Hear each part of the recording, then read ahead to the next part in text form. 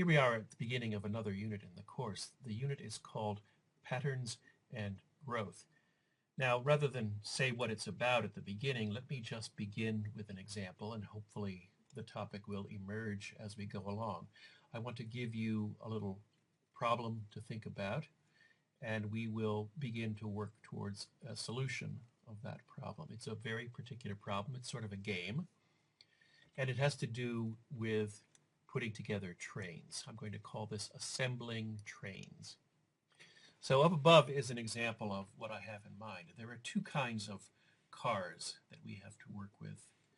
There are locomotives and there are coal tenders. And we want to put together trains, that is to say strings of cars, following the rules that are given here. So rule number 1 says that the first car must be a locomotive. We're working our way from left to right, so the leftmost car is a locomotive. The next rule says that following each locomotive, that is to say immediately following it, there must be a coal tender. There's also a rule that says after a coal tender, well, we can do what we want. So either a locomotive or another coal tender. And then finally, the last car must be a coal tender. So if you look at the example up above, you'll see that it follows all the rules. The first car on the left is indeed a locomotive. After the locomotive is a coal tender. After the coal tender, we decided to go back to the locomotive. Then we had to do a coal tender. And then since it was the last car, we did a coal tender. Okay, so this is an example of one of the trains we're allowed to build according to these rules. This is a 5-car train.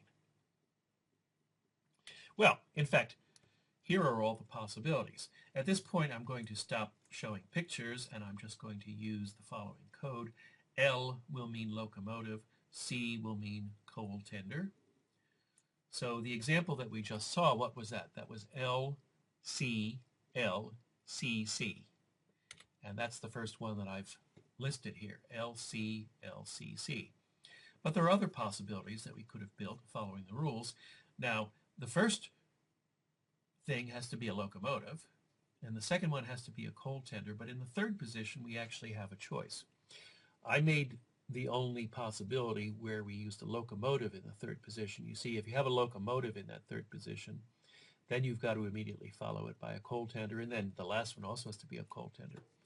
However, if you want to put in another locomotive, you can put it in the fourth position rather than the third position, and that's of course a different possibility then. So LCC, LC is a possibility.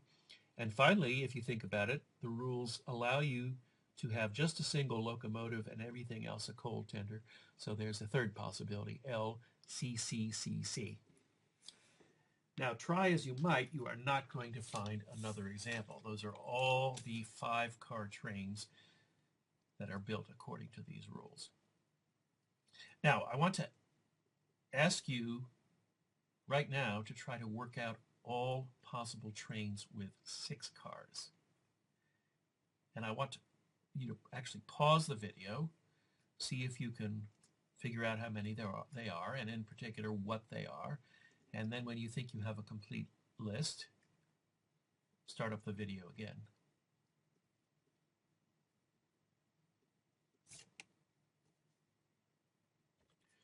Okay, so it turns out that there are 5 possibilities as shown here.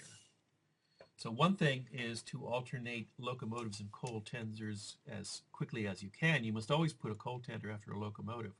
So the most you could have in locomotives is 3. You could have LC, LC, LC. You could also begin with LC, LC, but then decide I'll finish off with the coal tenders. That has 2 locomotives. Another way to have 2 locomotives is to have LCC, LCC. You could also have LCCC, LC, and then finally you could do the possibility that always exists, which is a single locomotive and everything else a coal tender. Now let me show you, if you allow yourself to have 10 cars, here are all the possibilities. There are 34 possibilities listed here if you bother to count them all. And these are all different and they're all following the rules. Also, I've put them down in a systematic way. One way to say what I've done is I've done it in reverse of dictionary order. If you think of each one of these as a 10-letter word, then in fact I've listed them exactly in the reverse order from the way they would be found in the dictionary.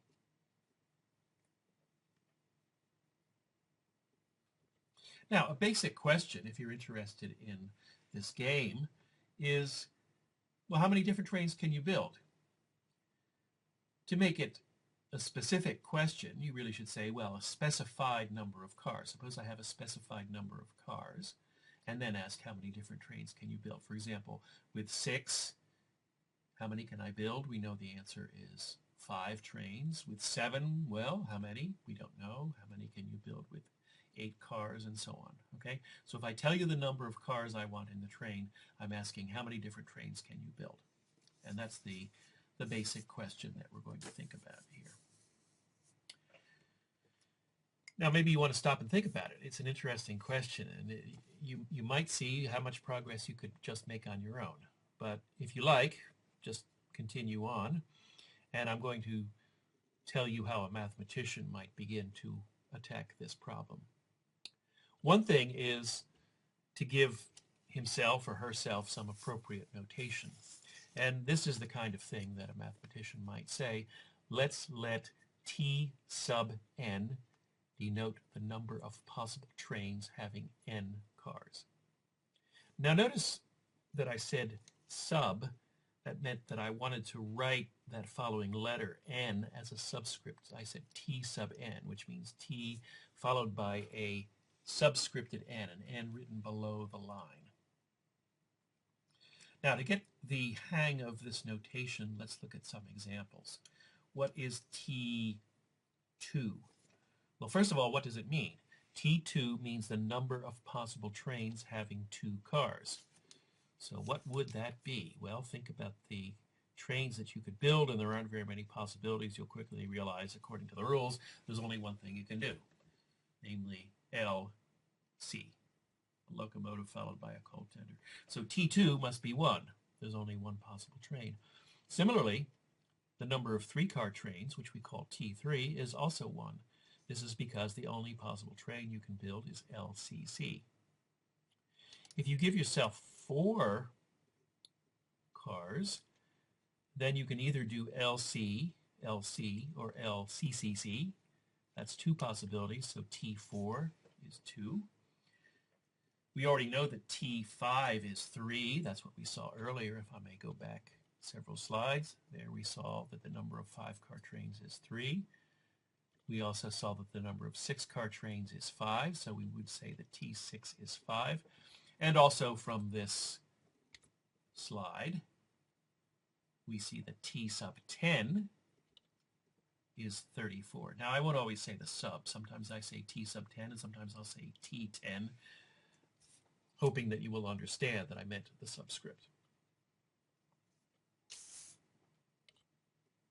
All right, to practice a bit with this notation, I'm going to ask you to please tell me what the values of these are. Well, you can't really tell me. I want you to figure them out, and then I will show you the results. So I want you to figure out what is T1,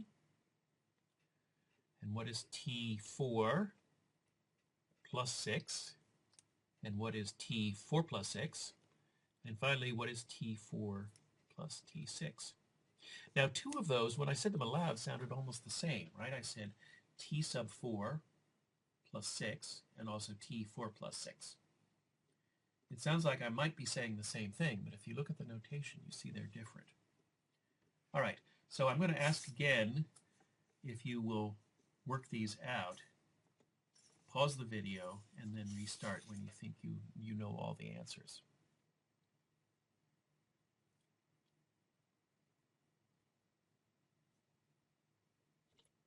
Well, here are the answers. The first one is 0. T1 is 0. Why is that? Well, I'm asking for the number of trains you can build with 1 car, following the rules. Well, one of the rules says that the first car has to be a locomotive. Another rule says the last car needs to be a coal tender, but first car is the same as last car here with a one-car train. So it's impossible to build a legal one-car train, and that means that the number of one-car trains is 0.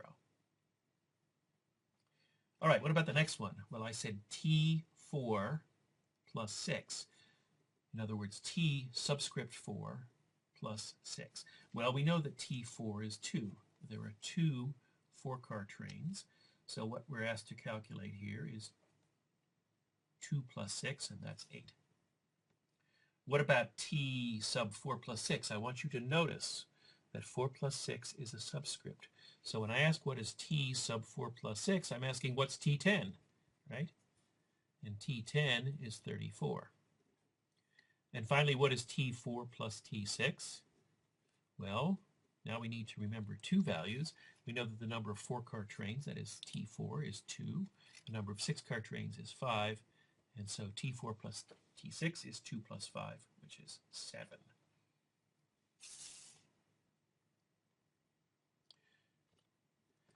Let's arrange what we know in a table. I think we have gone over all these values now, so I'm showing you the values of T1, T2, T3, T4, T5, and T6 in the right column of this table. And I'm wondering, is there some kind of a pattern here? Okay, is there anything that we can observe, any kind of pattern? Again, I'd like you to maybe ponder this. Maybe again, pause the video, think about this. Can you see some way of explaining the pattern of numbers that you're seeing in that right column? Start up the video again when you think you have a response.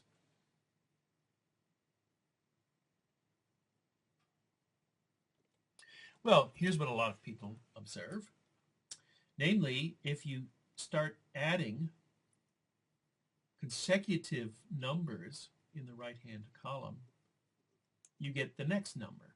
So for example, take the first 2 numbers in the column. 0 plus 1, when you add them, you get 1. If you add 1 plus 1, you get 2. And then you add 1 plus 2, you get 3. Add 2 plus 3, you get 5. Okay? So it's a very striking and simple pattern here. And if we think that it really fits the situation, then we would guess that this pattern continues. So I've just continued it, okay? So now, without even having drawn the trains, I'm guessing that I know the value of T sub 7. I'm guessing that I just add the 3 and the 5, and I get 8 for T sub 7. And then knowing T6 and T7, which are 5 and 8, in fact, let me circle those values here, 5 and 8, I'm guessing that I'll get T8, which is 13. Now notice actually there's 2 guesses here. This first one we know for sure. This one we've just guessed. And now this is another guess based on the previous guess. So all these further ones are going to be guesses based on prior guesses.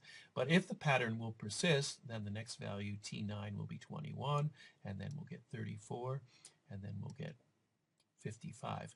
There's no particular reason that 55 is in red, except sometimes when I give this as a problem to students, I ask them, guess the number of 11-car trains. And then this is the guess that I hope they eventually generate.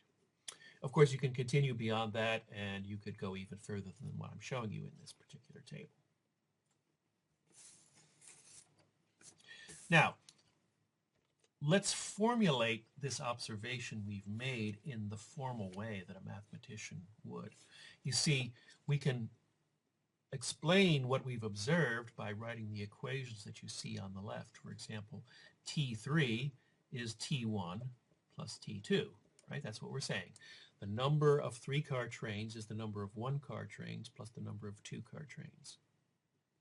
We also are saying that T4 is T2 plus T3, right? We're saying 1 plus 1 is 2. We're also saying that T5, the number of 5-car trains, is T3 plus T4, and that T6 is T4 plus T5. We know all of these things to be true because we've actually worked them out. But when we have a pattern like that, right, when you see those first 4 equations on the left, I hope you find it irresistible to think, well, maybe it continues. And the next formula would say T7 equals T5 plus T6. Now, this is not a new guess. This is exactly the guess we were making when we were describing it in terms of the table. We're just writing it now using the official notation of mathematics. Again, using the same kind of guesswork, we're thinking, well, if the pattern continues, then T8 is T6 plus T7, and so on. Now you realize you're making a whole series of guesses here, an infinite series of guesses. Can't you just say it once? And the answer is yes, you can say it just once, because you see all of these equations that we have written can be thought of as special cases of the formula that I'm now showing you in the red box, right?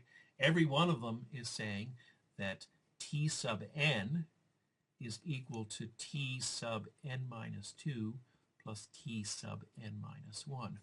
You recover the formulas that are shown over on the left by replacing n by whatever number you like. So for example, replace n by 5, you will get the equation T5 equals T5 minus 2, which is 3, plus T5 minus 1, which is 4. In other words, you'll get back the equation T5 equals T3 plus T4.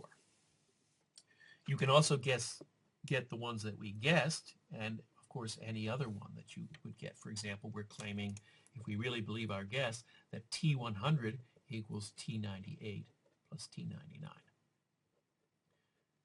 All right, so we've managed to make this guess and to say it in the fancy formal way that a mathematician would.